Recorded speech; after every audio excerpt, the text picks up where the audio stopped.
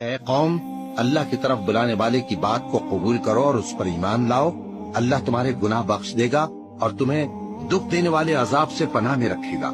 اور جو شخص اللہ کی طرف بلانے والے کی بات قبول نہ کرے گا تو وہ زمین میں اللہ کو عاجز نہیں کر سکے گا اور نہ اس کے سوا اس کے حمایتی ہوں گے۔ یہ لوگ کھلی گمراہی میں ہیں۔ کیا انہوں نے نہیں سمجھا کہ جس اللہ نے آسمانوں اور زمین کو پیدا کیا اور وہ ان کے پیدا کرنے سے تھکا نہیں، وہ اس بات پر بھی قادر ہے کہ مردوں کو زندہ کر دے؟ ہاں، کیوں نہیں، وہ ہر چیز پر قادر ہے۔ اے نبی، عفو و درگزر اختیار کرو اور نیک کام کرنے کا حکم دو اور جاہلوں سے کنارہ کر لو۔ اور اگر شیطان کی طرف سے تمہارے دل میں کسی طرح کا وسوسہ پیدا ہو تو اللہ سے پناہ مانگو، بے شک وہ سننے والا ہے، سب کچھ جاننے والا ہے۔